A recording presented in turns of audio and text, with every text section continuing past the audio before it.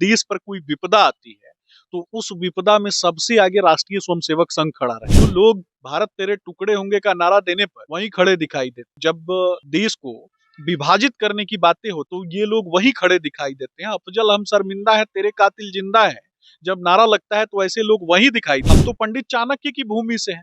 पंडित चाणक्य ने कहा है कि विदेशी स्त्री के कोख से जन्मा हुआ जो व्यक्ति है वो भारत के मूलभूत सिद्धांतों को और मूल तत्वों को नहीं समझ सकता। आरोप तो आप ही लग रहा है ना, आप डर गए, आपने लोगों को रुकवा दिया, आपने आने नहीं दिया पटना में। देखिए, ये फिल्मी लोग, ये शूटिंग कराने वाले लोग, ये यूट्यूब के माध्यम से चलने वाला पार्टी। तो चुनावी साल है और कई चेहरे अब सामने आ रहे हैं। कन्हैया कुमार हो या प्रशांत किशोर और शिवदीप लांडे भी अपनी पार्टी की घोषणा कर चुके हैं। कन्हैया कुमार जब दावेदारी कर रहे हैं कि इस बार वो चुनावी मैदान में उतरेंगे और प्रशांत किशोर एक बड़े सभा के नाम पर गांधी मैदान में भरने का प्रयास करते हैं, लेकिन क्या कुछ होता है वो आपके सामने ही था। और इसी तमाम मुद्दे पे बात करने के लिए हमारे साथ बीजेपी के फायर ब्रांड प्रवक्ता सुमित शशांक जी हैं। सबसे पहले आपका स्वागत है। धन्यवाद।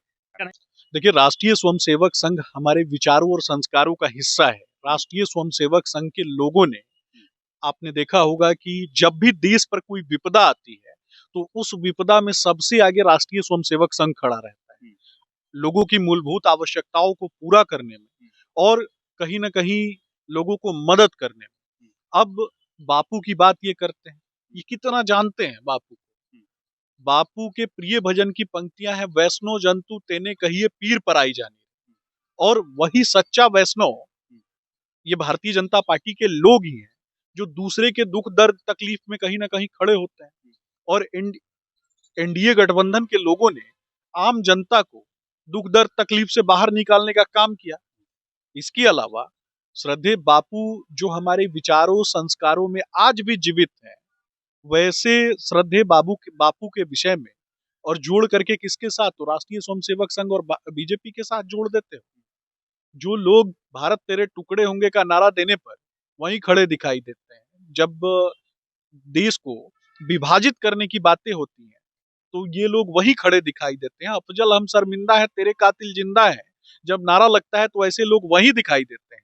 और ये लोग कहते हैं कि इनके ऊपर जो है झूठा एफआईआर होता है। विपक्ष तो लगातार आरोप लगाती है कि आरएसएस जो है देश में अराजकता फैलाती है, इसको कैसे आप देखते हैं? देखिए, विपक्ष का काम है, राहुल गांधी जिस व्यक्ति को परदादा परनाना में अंतर नहीं पता हो, जो खुले मन से आके परनाना को परदादा बताता हो, परदादा को परनाना बताता हो, जिसको यूरोपियन कल्चर में जिस व्यक्ति की पढ़ाई लिखाई शिक्षा दीक्षा हुई हो। हम तो पंडित चाणक्य की भूमि से हैं। पंडित चाणक्य ने कहा है कि विदेशी स्त्री के कोख से जन्मा हुआ जो व्यक्ति है वो भारत के मूलभूत सिद्धांतों को और मूल तत्वों को नहीं समझ सकता। ये देश विविधता में बसा हुआ है। सांस्कृतिक धरोहर हमारी जो है वो विविधताओं में बसी हुई है। ये विविधताओं में बसे हुए भारतवर्ष को राहुल गांधी कितना जानते हैं। पंडित जवाहरलाल नेहरू ने श्रद्धेय बाबा भीमराव अंबेडकर को अपमानित करने का काम किया था। श्रद्धेय बाबा भीमराव अंबेडकर ने, जब आप देखेंगे कि अपना इस्तीफा दिया पत्र के माध्यम से, तो उनको बीमार बताने का काम किया गया। और उसके बाद आपने देखा कि किस तरीके से श्रद्धेय बाबा भीमराव अंबेडकर जब चुनाव लड़ते हैं तो उनको चुनाव हरवाने का काम किया गया। और यहां तक कि नहीं, जिन लोगों ने जिस व्यक्ति ने उनको चुनाव हराया उस व्यक्ति को इन्होंने राजकीय पुरस्कार भी देने का काम किया। तो इसी को कहते हैं ना दोहरी। उन पे आरोप लगाते हैं, वो कहते हैं कि आप मनोवादी हैं, मनोवादी विचार वाले हैं। ये आरोप नहीं है, इस बात की पुष्टि है। आप विभिन्न तथ्यों के माध्यम से संसद के डॉक्यूमेंट्स को देख लीजिए, इसके अलावा उनके पत्रों को देख लीजिए, इसके माध्यम से आपको पता चलेगा। तो जिनको जानकारी नहीं है, लोगों के बीच में जाना है, झूठी बातें करना है। कन्हैया कुमार का बिहार आगमन होता है, बिहार आगमन के बाद वो मंदिर जाते हैं, मंदिर को कहते हैं कि धुलवा दिया गया। भैया, मंदिर की परंपरा होती है, सुबह शाम दिन रात मंदिर धुलता है। तो इनके जाने के बाद अगर मंदिर धुला है, और वैसे भी जो भारत को टुकड़े करने की बात करता होगा, तो अगर मंदिर धुला है तो क्या गलत है? अच्छा, एक सवाल और है कि क्या बीजेपी मनोवादी विचार को रखती है, फॉलो करती है? देखिए, मेरा स्पष्ट रूप से मानना है कि राष्ट्रवाद की परंपरा पे हम आगे बढ़ते हैं।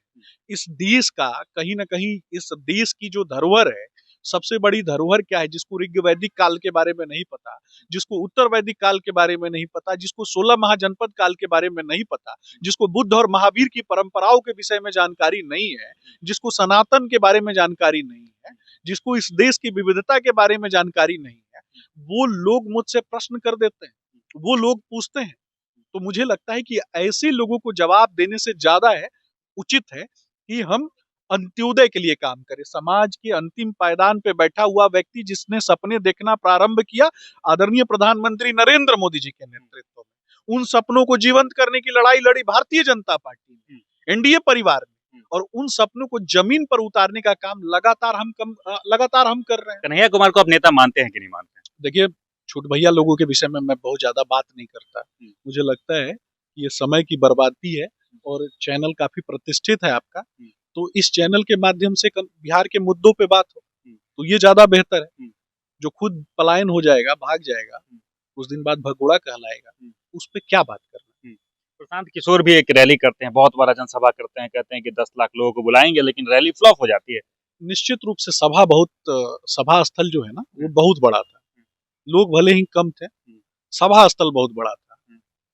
प्रशांत किशोर के कुछ एक लोगों से मेरी बात हो रही थी, उनके प्रवक्ताओं से डिबेट के दौरान, तो वो कह रहे थे कि 2000 गाड़ियों को बाहर रोक दिया गया। यहाँ तक कि प्रशांत किशोर ने भी अपने भाषण में कहा 2000 में 3 जीरो होता है। तो क्या आप सब रुकवाए थे क्या गाड़ी? कोई प्लान करके रुकवा दिए थे? मैं बता रहा हूँ ना, 2000 में 3 जीरो होता है, 200 में 2 जीरो होता है, 20 कहने पे 1 जीरो होता है। जीरो का ज्ञान और भी ज्यादा संवर्धित करने की आवश्यकता है प्रशांत किशोर को, क्योंकि बिहार में आजकल वो जीरो ही बनते जा रहे हैं। और मैं आपसे पूछना चाहता हूँ, बिहार की जो भी 243 कंस्टिट्यूएंसी, उन कंस्टिट्यूएंसी से जब आप मल्टीप्लाई कीजिएगा ना इनके आए हुए लोगों को, जो 10,000 लगभग 10 से 12,000 की संख्या थी, तो एक विधानसभा में जोड़ लीजिए कितने लोग आए होंगे। इससे आपको पता चलता है कि, और वो भी भाड़े की भीड़ कितना। तो आरोप तो आप ही लग रहा है ना, आप डर गए, आपने लोगों को रुकवा दिया, आपने आने नहीं दिया पटना में। देखिए, ये फिल्मी लोग हैं, ये शूटिंग कराने वाले लोग, ये यूट्यूब के माध्यम से चलने वाला पार्टी है, ये पार्टी नहीं है। ये क्या है समझ, इसको बहुत बढ़िया से समझिए, पब्लिसिटी स्टंट करने वाले लोग, फिल्म चलाने वाले लोग हैं। मंच पे एक साथ सैकड़ों लोग को खड़ा कर दो ताकि भीड़ दिखाई दे जाए, और मंच के आगे कोई नहीं, सारे लोग जो है वो मंच पर ही एकत्रित हैं। तो भाई राउंड टेबल डिस्कशन कर लेते ना, किसको संबोधित कर रहे थे, हवा को कि पानी को। लेकिन एक टाइम तो आपके सलाहकार थे, आपके चहेते भी थे प्रशांत किशोर। देखिए, हमारे यहाँ बहुत सारे पेड स्टाफ थे, आगे भी बहुत सारे पेड स्टाफ रहेंगे, फाइल उठाने वाले तो बहुत लोग होते हैं। तो मुझे नहीं लगता कि किसी व्यक्ति को इस बात का क्रेडिट लेना चाहिए, उनको उनका फाइल उठाने का मेहनताना मिल चुका है। जदयू ने भी उनको फाइल उठाने का मेहनताना दिया, उसके बाद वो कांग्रेस के आगे भी जाके गिड़गिड़ा रहे थे। उसके बाद भारत तेरे टुकड़े होंगे के पीछे खड़े होने वाले केजरीवाल को भी जिताने के लिए काफी प्रयास किया उन्होंने, बंगाल में भी जाके प्रयास किया उन्होंने, और सनातन को बार बार जो डेंगू मलेरिया एड्स बताते हैं वैसे लोगों के भी पीछे खड़े रहे। इतना पैसा कहाँ से आया भैया? कहते हैं ना कि जहाँ काम किया वहां से आया, तो किसके लिए काम किया?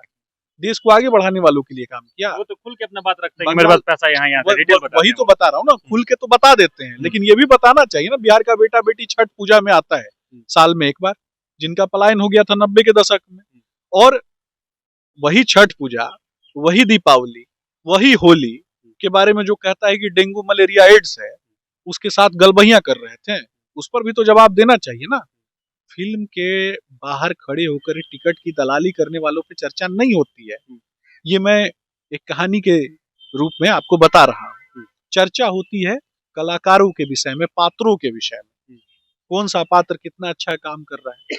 तो मुझे लगता है कि अंत्योदय के लिए, गरीबों के लिए, किसानों के लिए, मजदूरों के लिए आज अगर कोई काम कर रहा है तो प्रधानमंत्री नरेंद्र मोदी जी काम कर रहे हैं, आदरणीय मुख्यमंत्री नीतीश कुमार जी काम कर रहे हैं। बिहार में भारतीय जनता पार्टी से जुड़े हुए हम जैसे युवा कर रहे हैं, तो मुझे लगता है कि प्लानिंग होना चाहिए, विजन होना चाहिए, और उस विजन का एग्जीक्यूशन होना चाहिए और इम्प्लीमेंटेशन होना चाहिए। तो इनका सीधे तौर पे कहना था कि प्रशांत किशोर हो, कन्हैया कुमार हो, फिल्मी स्टंटबाजी करते हैं, स्क्रिप्ट लिखते हैं, उसके अनुसार ही अपना काम करते हैं, और अगर देश में काम हो रहा है तो उस काम में भागीदारी निभा रहे हैं प्रधानमंत्री नरेंद्र मोदी, और साथ में बिहार में भागीदारी निभा रहे हैं मुख्यमंत्री नीतीश कुमार। बाकी चुनावी साल है तो कई चेहरे सामने आएंगे, और नए नए चेहरे आएंगे तो मामला जो है बड़ा दिलचस्प होगा, और दिलचस्प मामले को भी हम दिखाएंगे। आपके साथ हमेशा जुड़े रहेंगे और आपको बताते रहेंगे क्या कुछ नया होने वाला है। हमारे साथ जुड़े रहे और देखते रहें स्टॉक।